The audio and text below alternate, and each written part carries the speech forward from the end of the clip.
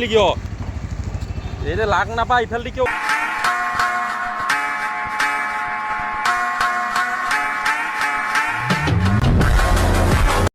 Welcome back to my YouTube channel ৰাজা N160 কি খবৰ আপোনালোকৰ আশা কৰিছোঁ সকলোৰে খবৰ ভাল বহুত দিন ব্লগ দিব পৰা নাই নতুন কামত জইনিং কৰিছোঁ কিন্তু ওলাই যোৱা হোৱা নাই কিন্তু ব্লগ দিয়া হোৱা নাই আজি ইয়াৰ পৰা ব্লগটো ষ্টাৰ্ট কৰিছোঁ যেহেতু আজি ঘৰত গৈ আছোঁ এতিয়া আৰু অহাকালি ভোট আছে সেইকাৰণে আজি ঘৰত গৈ আছোঁ এতিয়া ৰাতিপুৱা পুৱাই এতিয়া টাইম হ'ল 7:32 7:30 আৰু ধুনীয়া এটা লোকেশ্যনৰ এতিয়া আপোনালোকক আজি ভিডিঅ'টো ষ্টাৰ্ট কৰিলোঁ আৰু আজিৰ ব্লগটো খুবেই মজাদাৰ হ'ব গৈ আছে ধামাকা হ'ব গৈ আছে আপোনালোকে ব্লগটো চাই থাকিব শেষলৈকে আৰু লোকেশ্যনটো আপোনালোকে চেক কৰক পুৰা শাল গছৰ মাজে মাজে ইয়াৰ ৰাস্তা হ'ল মোৰ ব্লেক বিউটি N160 আপোনালোক চিনাৰী দেখাই কথা পাতি গৈ থাকিম আপোনালোকৰ লগত তো let's go start the video' তো গাইজ ছেটআপটো ভাল কৰি ল'লোঁ মটৰ ব্লগিঙৰ আৰু এতিয়া গৈ আছোঁ আমি আজি ঘৰলৈ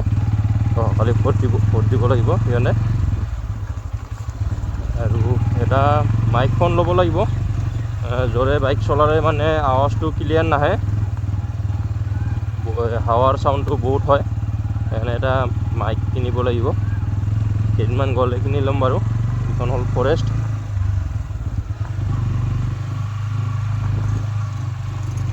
ফৰেষ্টৰ মাজে মাজে গৈ আছোঁ আপোনালোকে দেখিব পাইছে পুৰা শাল গছ দুটা চাইডে কাটি থৈ দিছে ফৰেষ্টৰ হয় যিহেতু ৰাস্তাটো ফৰেষ্টৰ মাজেৰে ধুনীয়া লোকেশ্যন এনে হ'ল আপোনালোকৰ ভালুকডুবি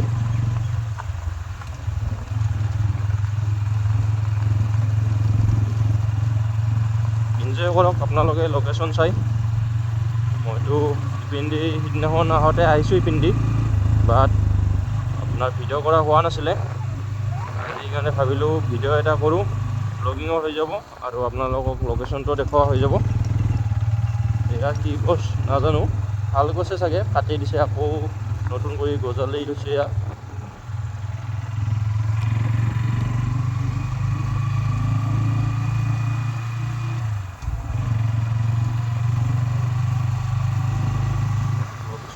লোকেশ্যন ইয়াত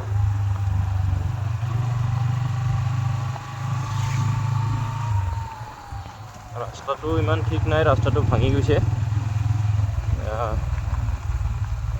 তথাপিও উপায় নাই ইপিনেদি গৈ আছোঁ শ্বৰ্টকাট হয় ইফালেদি আৰু মেইন ৰাস্তা দি গ'লে বহুত ঘূৰা হয় মিনিমাম আৰু 10 কিলোমিটাৰ 15 কিলোমিটাৰ ঘূৰিব লাগিব সেইকাৰণে আমি শ্বৰ্টকাটেদি গৈ আছোঁ ফৰেষ্টৰ মাজে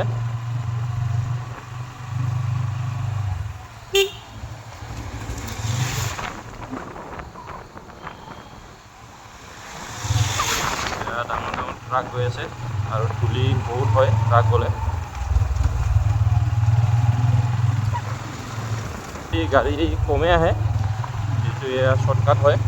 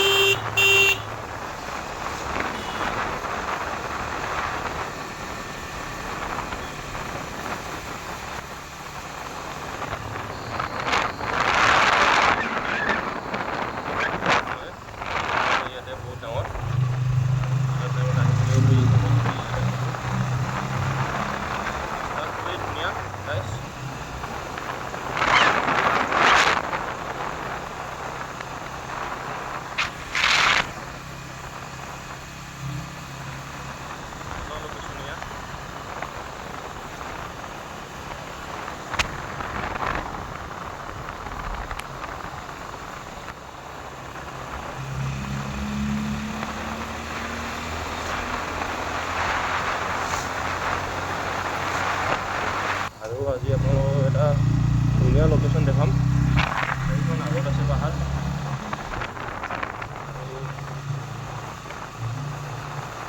আগত গৈ আপোনালোকক এখন ধুনীয়া লোকেশ্যন দেখাম আৰু ব্লগটো ধামাকা হ'ব গৈ আছে আপোনালোকক ষ্টাৰ্টিঙতে কৈছোঁ আৰু হয়তো আজি ব্লগটো গৈ আছে।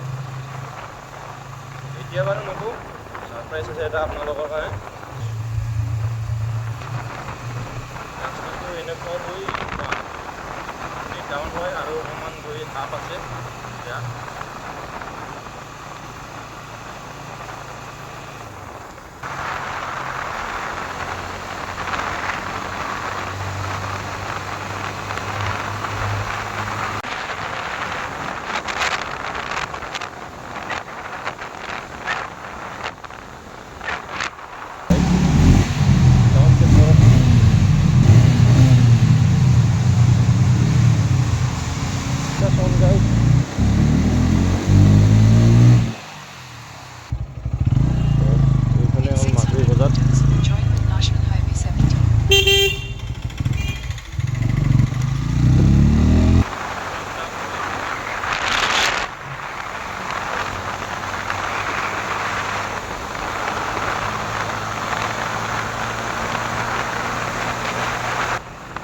ঠাই দেখাম বুলি গৈছিলোঁ, ঠাইখন বস্তুটো দেখাই আছোঁ মই, অকণমান আগত গ'লে দেখা পাব আপোনালোকে। যিটো প্ৰতিখন ব্ৰিজখন সেই সন্মুখত আপোনালোকে দেখা পাইছে, ব্ৰিজৰ স্থলীখনৰ কথা কৈছিলোঁ।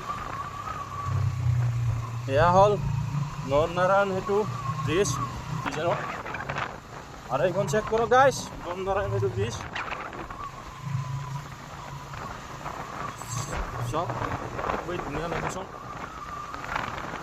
চেম ব্ৰহ্মপুত্ৰৰ ওপৰত থকা ব্ৰিজখনৰ দৰেই আৰু এইখন বনাই আছে লাষ্টৰ বৰমাই সেতুত যিখন ব্ৰিজ বনাইছে সেইখন চেম এখন ব্ৰিজ বনাইছে। সেয়া টাইম লাগিব হোৱাতে, বাট এইখন চেক কৰক গাইছ।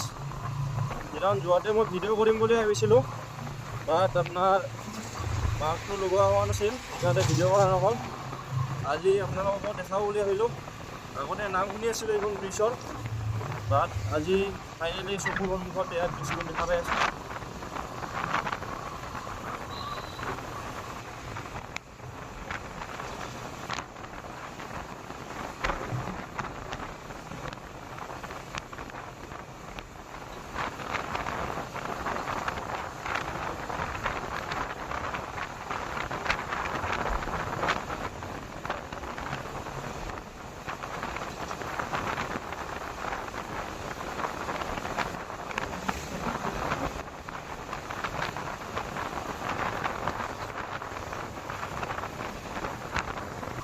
চলি আছে তাত, আৰু আগত পুলিচ চেকিং আছে, হয়তো ৰখাব পাৰে চেক কৰিবলৈ। সেইদিনাখন যোৱাতে চেকিং কৰিছিলে বাৰু, বিশেষ একো চোৱা নাই, লাইচেঞ্চ চাইছে আৰু বজাৰ কৰিছিলে, তাতেও চেকিং কৰিব পাৰে। চাইছোঁ আপোনালোকক।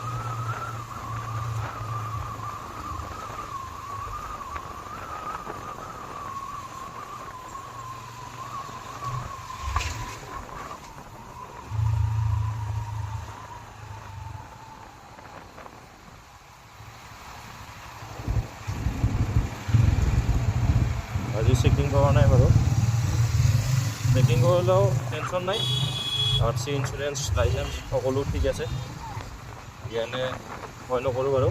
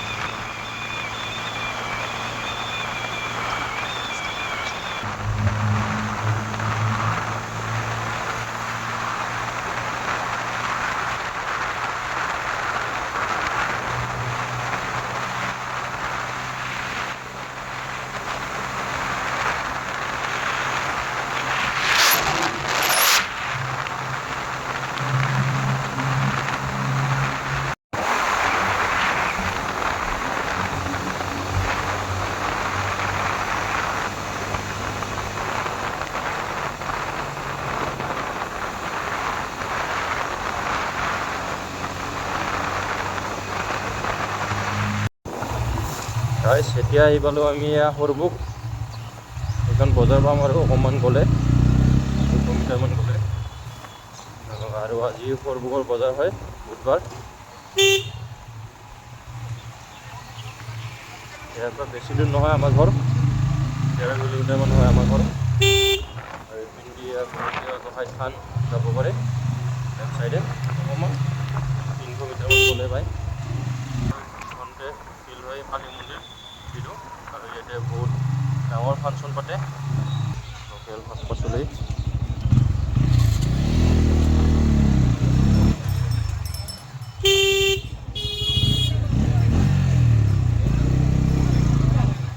সকলোবোৰ এয়া লোকেল পাব আপোনালোকে ইয়াতে আহিলে।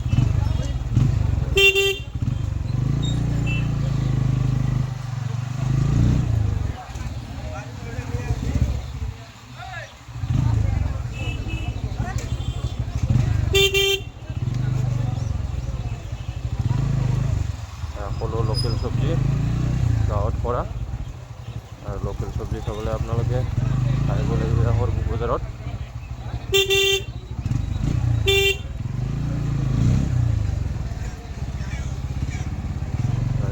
গাহৰি কাটিছে, হাঁহ পাব, লোকেল হাঁহ মুৰ্গী, আৰু দামো কম। হাঁহৰ দাম 500 টকা আৰু লোকেল মুৰ্গী 350-400 টকা কিলো। আৰু অকণমান গ'লে পাম ঘৰ, আৰু একেবাৰে লগ পাইছোঁ আপোনালোক বৰপেটা ৰোডত। আৰু এটা কাম আছে, যিহেতু ছাৰপ্ৰাইজ থকা বুলি কৈছিলোঁ আপোনালোকক বৰপেটা ৰোডত, আৰু ছাৰপ্ৰাইজটো কি আপোনালোক বাৰু পিছত দেখাই আছোঁ।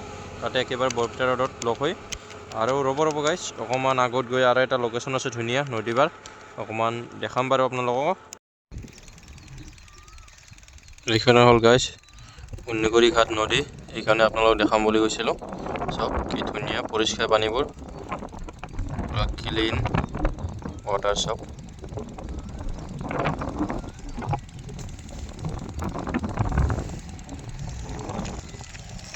আমাৰ গৌতমৰ ভাইটি পদ্ম দাস আজি পিলপিলি চলাব যোৱা নাই? নহয় যোৱা নাই নেকি? সুধছোঁ ইনকাম পাতি কেনে? ইনকাম পাতি কেনে ভাইটি? মোটামুটি হাজিৰাটো চলে আৰু 500-600 দিনত। এয়া আছোঁ মই, এতিয়া যাই আছোঁ বৰপেটা ৰোড। আপোনালোকক জনাম কিয় কাৰণে গৈ আছোঁ, তাতে যাই আপোনালোকক জনাই আছোঁ। আৰু ব্লগটো চাই থাকিব শেষলৈকে। এইখন হ'ল মোৰ বাইকখন, এইখন আছে এই ভাইটিৰ বাইকখন পালচাৰ 125, আৰু এখন পিলপিলিও কিনিছে। পিলপিলি যাব খুজিছিলোঁ, কিন্তু আজি নাযাওঁ, কালি যাম পিলপিলি। আজি বস্তু এটা ল'ব গৈ আছোঁ, আপোনালোকক শেষত দেখাম ভিডিঅ'টো। যিহেতু মোৰ মাইকখন নাই, অলপ আৱাজটো কম আহিব পাৰে। আৰু এইপিনে আছে আমাৰ গাহৰি, লাগিলে জনাব, বেছি নহয় 25,000 মাত্ৰ। এয়া হ'ল আমাৰ গাঁও আগত। ইপিনে আছে বজাৰখন, চুকুৰমাৰী বজাৰ। এতিয়া মোৰ বাইকখন চলাব এয়া ভাইটিয়ে, পদ্ম ভাইটি। মই বহিম পিছফালে, আৰু আপোনালোকক দেখাই দিম। এয়া হ'ল গাইছ মাকৈ খেতি।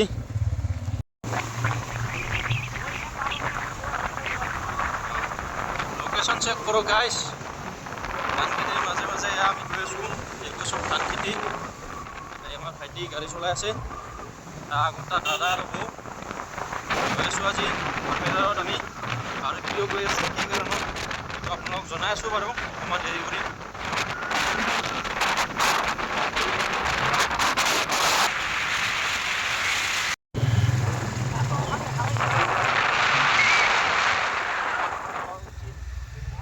ঘৰৰ পৰা চলাব গৈছিলে ভিডিঅ' কৰোঁ কেথেন বা আৰু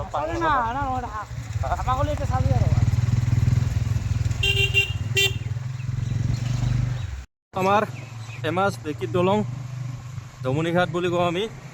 আৰু এখন বনি আছে গাইছ, এইখন কেইদিনমান পিছত হৈ যাব। আৰু বহুত পুৰণা দলং, বহুত বছৰ আগতে আমি যেতিয়া সৰু আছিলোঁ LP স্কুলত, তেতিয়াই বনাই আছিলোঁ এইখন দলং। এয়া চাওক, আপোনালোকে গেষ্ট কৰিব পাৰে, কালাৰ চাই কিনে মামুৰ লাগি গৈছে চব পিছখন। আৰু সেই এখন নতুনকৈ বনাই আছে। আগতে আমি যেতিয়া বৰপেটা ৰোডত আহিছিলোঁ, নাৱেৰে যাতায়াত কৰিছিলোঁ। ইপাৰৰ পৰা নাও ইপাৰে নমাই দিয়ে, তাৰপিছত আকৌ গাড়ী চেঞ্জ কৰিব লাগে, বহুতো অসুবিধা হৈছিলে। তাৰপিছত এখন ব্ৰিজ বনোৱাৰ পৰা বহুত সুবিধা হৈছে।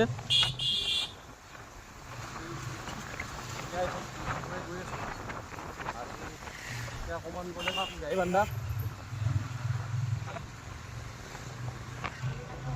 আগত আছে গাইবান্ধা আৰু আমাৰ পাৰ্টনাৰ গাড়ী চলাই আছে। ৰাস্তা খুবেই বেয়া এইখিনি গাইছ, বহুত বছৰ হৈ গ'ল। আগৰ পৰা বনাইছে কিন্তু এইখিনি বনালে ভাল লাগিল হয়। এইখিনিতে অসুবিধা হয় মানুহৰ, বহুত প্ৰব্লেম হয়। এয়া চাওক যান জঁট, এয়া জাম লাগি যায় ৰাস্তাখিনিৰ কাৰণে। আৰু পিছ চাইডৰ পৰা কোনোবা হৰণ মাৰি আছে। ফাইনেলি গাইছ আহি পালোঁ আমি চিমলাগুৰিত থকা বাজাজ শ্ব'ৰুমত। আৰু বাইক ল'ব আজি মোৰ বন্ধুই N160 এইটোৱে ছাৰপ্ৰাইজৰ কথা কৈছিলোঁ আপোনালোকক ইমান টাইম ভিডিঅ'টোৰ ষ্টাৰ্টিঙতে। ফাইনেন্সৰ সকলো কাম হৈ গ'ল। এতিয়া লাষ্ট ফিনিচিং চাইন কৰি আছে বন্ধুই। কাগজ দিছে ফাইনেন্সৰ মানুহে, সকলোখিনি হৈ গ'ল। এতিয়া বন্ধুৱে চাইন কৰি আছে আৰু অকণমান পিছত বাইকখন ডেলিভাৰী দিব। আপোনালোকক বাইকখন দেখাই আছোঁ বাৰু, আপোনালোকে ল'লে আহি যাব চিমলাগুৰিত থকা বাজাজ শ্ব'ৰুমত। অফাৰ নাই বাৰু বৰ্তমান N160 নিউ মডেলখন, অল্ড মডেলখনত আছে। বৰ্তমান টপ মডেলখন অফাৰ দিয়া নাই। 500 টকা দিছে তেলৰ আৰু হেলমেট দুটা ফ্ৰী দিছে। বাকী অফাৰ তেনেকুৱা একো নাই। বহাগ বিহুত দিব পাৰে, আপোনালোকে ল'ব খুজিছে 2দিনমান ৰৈ দিয়ক, বহাগ বিহুলৈকে দিব চাগে অফাৰ, ভাল অফাৰ। এয়া সকলো হৈ গ'ল আৰু এয়া গাড়ী ডেলিভাৰী হৈ গ'ল আমাৰ। আৰু ব্লগটো চাই কেনেকুৱা লাগিছে আপোনালোক কমেণ্ট কৰিব আৰু নতুন হ'লে ছাবস্ক্ৰাইব কৰিব চেনেলটো।